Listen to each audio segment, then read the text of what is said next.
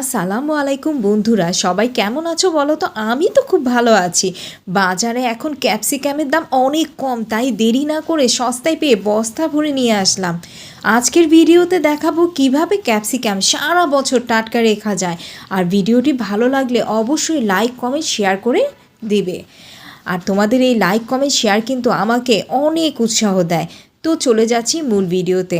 আমি কিন্তু ক্যাপসিকাম পেয়ে সাথে সাথে একটা ডিম পোস্টের রেসিপি করে ফেলেছি, আর এই রেসিপিটা কিন্তু অসাধারণ লাগে। তো চলে এসেছি ক্যাপসিকাম সংরক্ষণ পদ্ধতিতে। তো ক্যাপসিকামটা বাজার থেকে নিয়ে এসে সাথে সাথে আমি ক্লিন করে নিয়েছি পরিষ্কার পানি দিয়ে। এরপরে আমি টিস্যু দিয়ে খুব ভালোভাবে চেপে চেপে পানিটা শুকিয়ে নিচ্ছি। এখন এর মিডল পার্টটা যেখানে সিড থাকে সেই পার্টটাকে আমি ছুরি দিয়ে রিমুভ করার নিচ্ছি। আর রিমুভটা কিভাবে করছি তোমরা তো দেখতেই পাচ্ছ।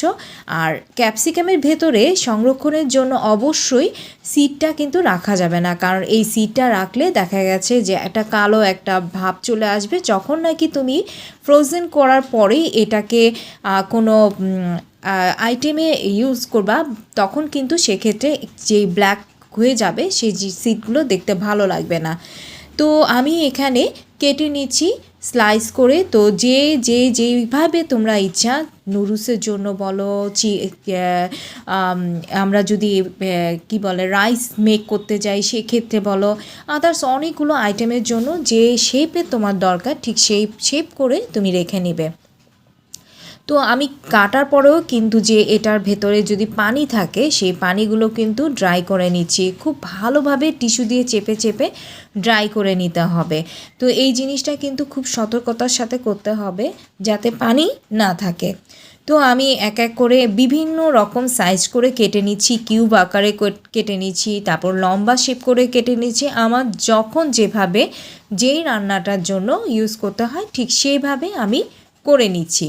তো আমি কিন্তু কাটাটা দেখাচ্ছি, তোমরাও এভাবে কেটে নিতে পারো, কিংবা তোমাদের পছন্দ অনুযায়ী যেভাবে শেপ দিতে চাও ঠিক সেভাবেই নিতে পারো। তো এই পর্যায়ে কিন্তু আমার মোটামুটি কাটা হয়ে গিয়েছে। এখন আমি কিন্তু ফ্রোজেন করে নিব। আর ফ্রোজেন করার আগে অবশ্যই চেপে চেপে ভালো করে যাতে পানিটা শুকিয়ে নেওয়া হয়, কারণ এটার ভেতরে পানি থাকলে যখন ফ্রোজেন করা হবে তখন কিন্তু একসাথে দলা বেঁধে যাবে। আর এই দলা বেঁধার কারণে কিন্তু দেখা গেছে তোমরা যখন নাকি কোনো রান্নায় ইউজ করবা তখন কিন্তু সেটা ভাঙতে গেলে সফট হয়ে যাবে। আবার এটাকে তো আমি তাজা তাজা ক্যাপসিকাম পেয়ে আমার তো ক্যাপসিকাম দিয়ে ডিম ফ্রাই করে খেতে অসাধারণ লাগে। তো আমি এখানে একটু স্লাইস করে ক্যাপসিকাম কেটে নিয়েছি আর তেলটা ভালো করে গরম করে নিয়েছি। দেখো তেলটা কেমন গরম হয়েছে। হাই হিটে একটা ডিম পোস্ট করে নিচ্ছি। তো যখন নাকি তেলটা গরম হয়ে যাবে এ পর্যায়ে কিন্তু আমি ক্যাপসিকাম দিয়ে নিলাম। আর এখন একটু হিটটা কমিয়ে দিয়ে আমি দুটো ডিম ছেড়ে দিলাম। এই ডিম দুটো খেতে অসাধারণ লেগেছে এবং দেখতেও কিন্তু অসাধারণ। তো আমার সকালের নাস্তায় কিন্তু ব্রেকফাস্টে এগ স্যান্ডউইচের মধ্যে কিন্তু এই একটু স্পেশালভাবে আমি এই এগ স্যান্ডউইচটা মেক করে নিতে পারি। তো আমি এখানে সামান্য লবণ আর গোলমরিচ দিয়ে নিচ্ছি। আমি যখন ভয়েস ওভার করছি মানে দেখে সত্যি এত লোভনীয় হয়েছে খেতে যে আমার মনে হচ্ছে আমি আবার খাই, বারবার খেতে ইচ্ছে করে। তো আজকের রেসিপিতে কিন্তু থাকছে capsicum sandwich, capsicum egg sandwich, এই স্যান্ডউইচ। তো এরই মধ্যে আমার হচ্ছে ফ্রোজেন করা হয়ে গেছে। তো আমি এই ফ্রোজেন যেই ক্যাপসিকামগুলো দেখো টাস টাস করে আওয়াজ হচ্ছে। তো আমি এটাকে রেখে দিচ্ছি। এটা বক্সেও রাখা যায় কিংবা এয়ারটাইট ব্যাগের মধ্যেও রাখা যায়। তো আমি দুইভাবেই রেখে তোমাদের দেখাচ্ছি।